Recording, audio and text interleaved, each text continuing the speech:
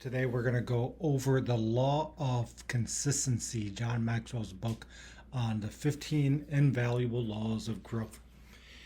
And so this one, if you have the PDF, starts on page, let's see, what page are we on? Page 85. It looks like it's page 85. And as a reminder that I use the acronym SOAP, SOAP. So S in this case stands for the section. So we're on chapter 5, the law of consistency. And then observations are what are between 1 and 3 observations that you are making from the material. It can be, I read the material, I read this section, I read this paragraph, and this is how it spoke uniquely to me. This is my takeaway.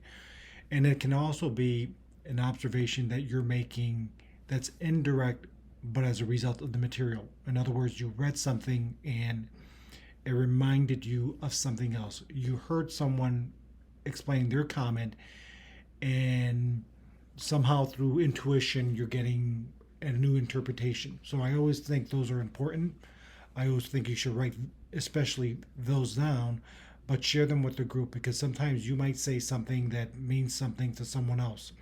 And then lastly, as a reminder that I ask that depending on the size of the group, when it's your turn, you might be the last one who's talking about or going to share your observations, and you may feel that they've already talked about it, it's already been covered. I would encourage you to still say it in your own words. You have a voice, we want to hear your voice matters. And sometimes you'll say something, use words, use inflection, use a tone that really resonates with someone else, that means something to someone else. So I would encourage you that even if you're the last one in the group who's going to share your observations, that you would do that. A is for application, so look for any opportunity. So you have to create the opportunity. You're looking for the opportunity within the next 24 to 48 hours to share this, to apply it. How can I apply it? And this helps reinforce the learning. So it goes from short-term learning to long-term memorization.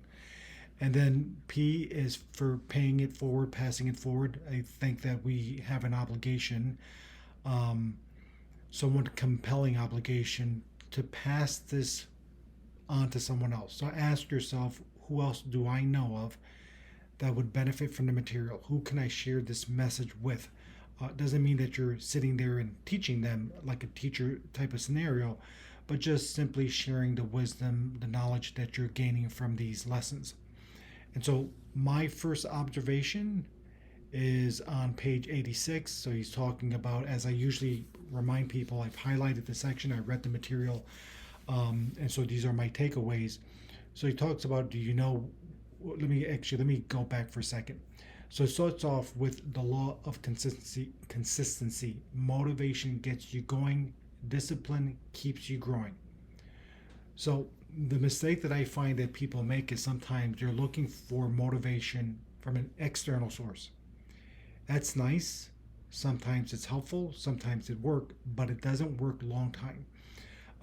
So you have to look at it as motivation. It might get you going. It gets you taking the first step, but you need the inspiration and you need the discipline to keep you going. Because at some point, I think Zig Ziglar says that motivation is like showering. You have to do it every day.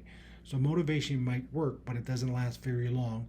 So it's up to you. It really is not up to someone else. You cannot put your career in someone else's hands and wait, hope, and wish for them to keep motivating you. It doesn't work that way.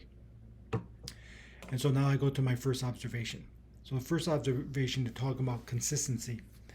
And so consistency is different than persistence in the context of this chapter. So I wrote down, what is consistency? First, consistency is occurring regularly, sustaining continuous effort despite external forces, as opposed to persistence. Persistence keeps you going even after you fail or you make mistakes. So now notice I didn't say if you fail or if you make mistakes. You will fail, you will make mistakes, but you want both to be consistent.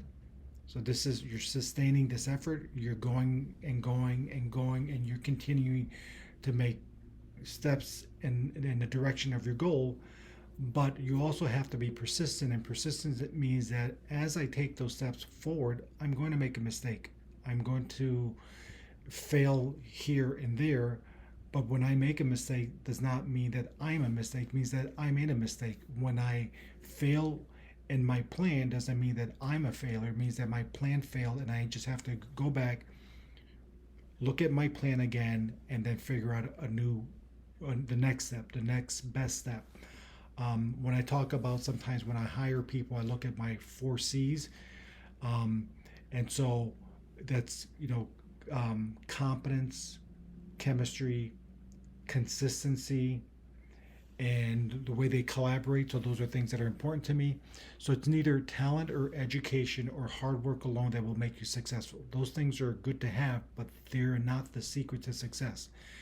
Many top performers in many areas tend to say that we were consistent. They had persistence, they had grit, and they focus on their clear objective.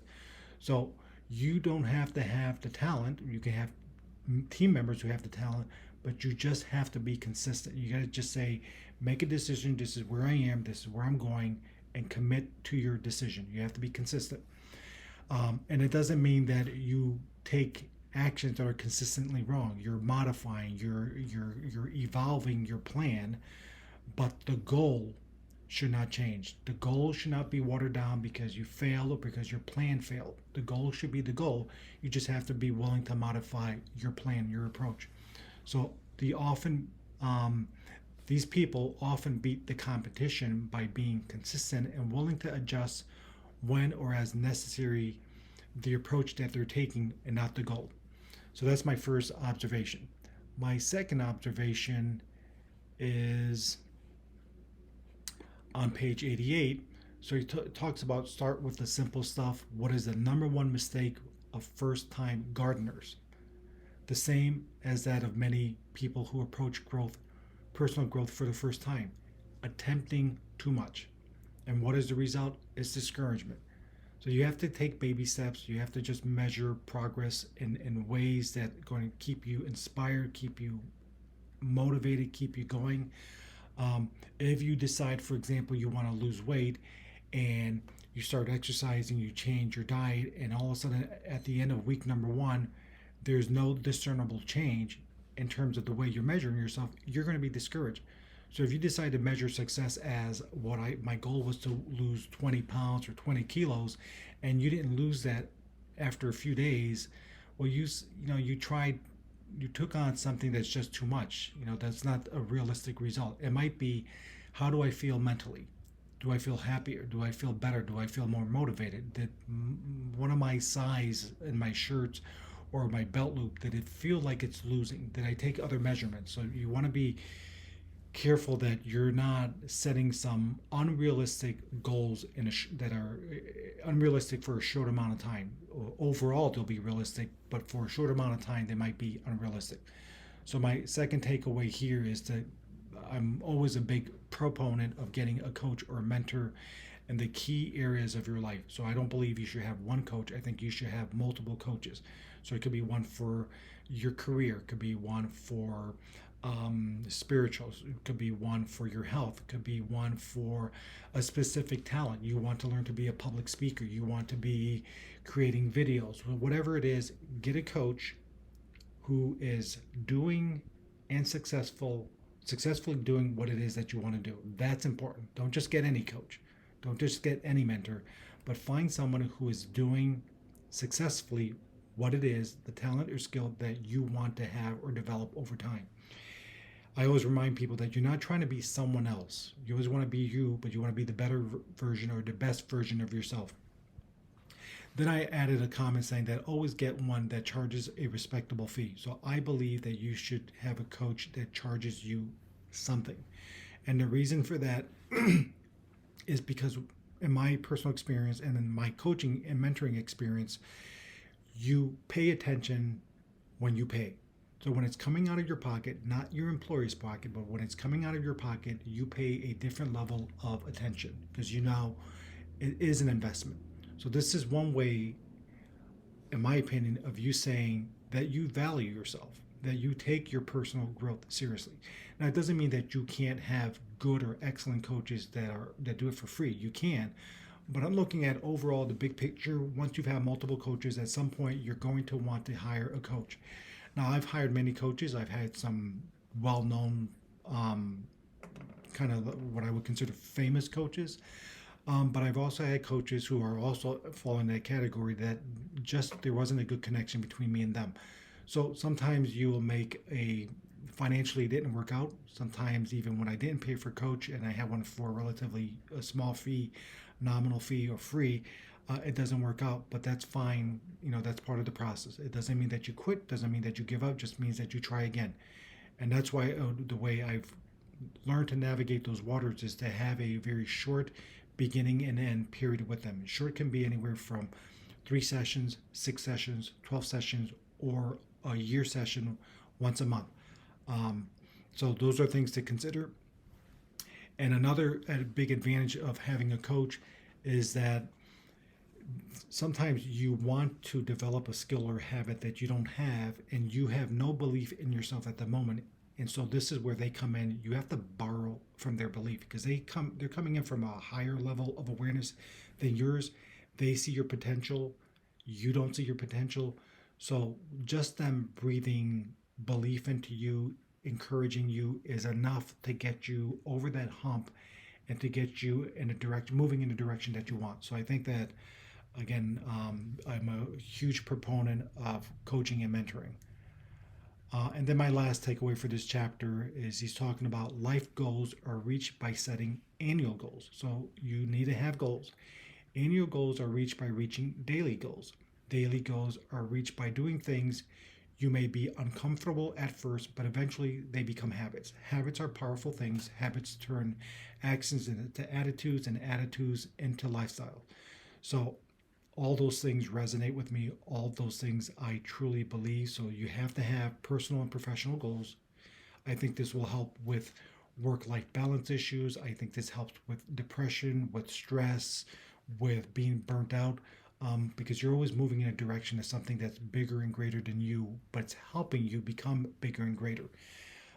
So develop these good habits and replace the bad habits, the negative habits that you currently have. And so my takeaway here is I don't know if you know who Simon Sinek is. Consider him a modern day philosopher. You can look him up on YouTube's fantastic videos. I've been fortunate enough to see him speak a number of times live. But he's just good in terms of speaking about knowing your why. So you should know your business's why it is that we're doing what we're doing, but what is your why? And sometimes some people are fortunate where they know by the age of 5 or 6 years old what their ultimate why is. In my case, it took me over 50 years to discover that. So my why, my purpose in life is a better world through better leadership. And so that's why I do these videos. And so I write down is try as best you can and as soon as you can to determine your purpose, to figure out what your mission is and what is your big why. And so sometimes you have to trial and error your way into a big why. So for example, imagine there's a swimming pool and you jump in and you get into the first lane and you don't do so well. Well, maybe that's not your area, but at least you're no longer sitting on the bleachers or the bleachers watching people sitting on the outside of the pool. You're actually taking action. So now move to the next lane. And if that doesn't work out, move to the next lane. And if that doesn't work out, move to a different area of the pool. But the point is, you need to be in the pool. You need to be taking action. You need to be involved. And so you need to be, asking these questions. And those types of activities may help you fail your way forward until you discover what your why is. So again, as a reminder, mine took me over 50 years to discover that. So knowing your big why, this will serve as a compass and keep you from getting lost when you are unable to think or see clearly what is in front of you and around or around the next bend. So in other words, knowing my why has helped me in my career and in many other areas. If I have a big decision that I need to make and I'm trying to weigh the pros and cons, I usually resort to weighing it against my big why. will this decision improve the quality of my life, which is associated with my big why? Will this action move me in that direction? Will it lead to expansion versus contraction? Will it lead to growth versus keeping me stalled or remaining where I am? And so those are questions that I find to be extremely helpful with my big why. And so those are my main three takeaways from this chapter. And so now please go around, share your observations either based on the material that you read or based on my the things you heard me say. So this is Rich Arriaga.